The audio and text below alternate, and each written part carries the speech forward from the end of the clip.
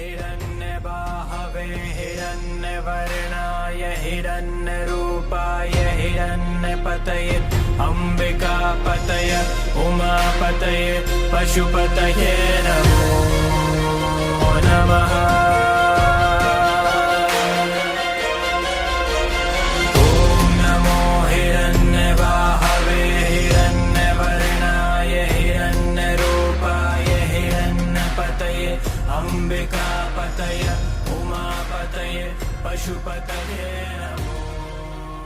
নমস্কার বন্ধুরা, তাপসী দিনলিপিতে সবাইকে স্বাগত। আশা করি তোমরা সবাই ভালো আছো ও সুস্থ আছো। আমরাও ভালো আছি। সামনেই আসতে চলেছে মহাশিবরাত্রি। ফাল্গুন মাসের কৃষ্ণপক্ষের চতুর্দশী তিথিতে পালন করা হয়ে থাকে এই মহাশিবরাত্রি। এই মহাশিবরাত্রি তিথিটি স্ত্রী পুরুষ নির্বিশেষে পালন করে থাকে। এই পবিত্র দিনটিতেই শিবলিঙ্গ হিসেবে প্রকট হয়েছিলেন বাবা মহাদেব। সুখ, সৌভাগ্য ও সমৃদ্ধি লাভের জন্য এই তিথিটিতে শিব ও পার্বতীর পুজো বা আরাধনা করা হয়ে থাকে। এই মহাশিবরাত্রি হল মহাদেবের আরাধনার সর্বশ্রেষ্ঠ দিন।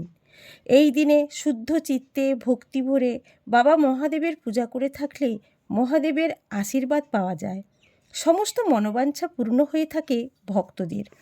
বন্ধুরা, আজকের এই ভিডিওতে আমি শেয়ার করছি 2024 সালের মহাশিবরাত্রির উপবাস কবে, ব্রতীরা এই উপবাস করে কি কি খাবার খেতে পারবে, আর কি কি খাবার খাওয়া একেবারেই উচিত নয়, আর তারপরের দিন পারণ বিধি কি এবং উপবাসের পারণ বিধি সম্পন্ন করার পর কি কি খাওয়া উচিত। চলো মূল পর্বে যাওয়া যাক। এবছর বাংলা 24শে ফাল্গুন 1430 এবং ইংরেজি 8ই মার্চ 2024 শুক্রবার শ্রী শ্রী শিবরাত্রি ব্রত পূজা চতুর্দশী।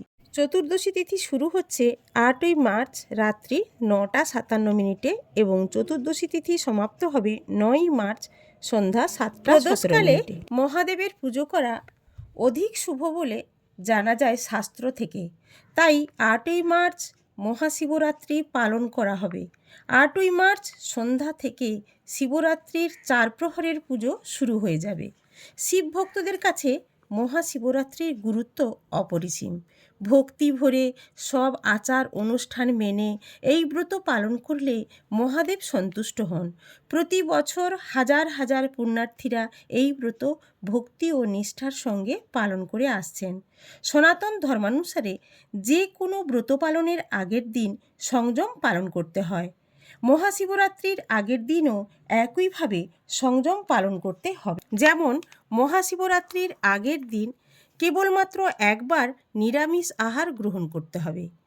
যেমন সেদ্ধ ভাত, মানে কোনো সবজি সেদ্ধ দিয়ে ভাত রান্না করে খেতে হবে, তেল মশলা ছাড়া। আর শিবরাত্রির দিন নির্জলা উপবাস করতে হয়, এটাই হলো নিয়ম।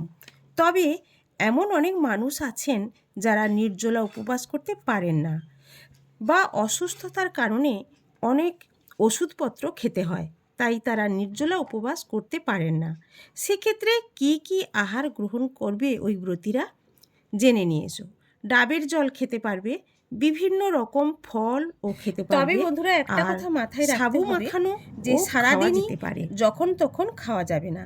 যে কোনো একবার খেতে পারবে এবং যে খাবারগুলো খাবেন সেগুলো ডাবের জল, ফল, সাবুদানা মাখানো, দুধ, দই, মিষ্টি এসবগুলো খাওয়া যেতে পারে। আবার সাবুর খিচুড়িও খাওয়া যেতে পারে।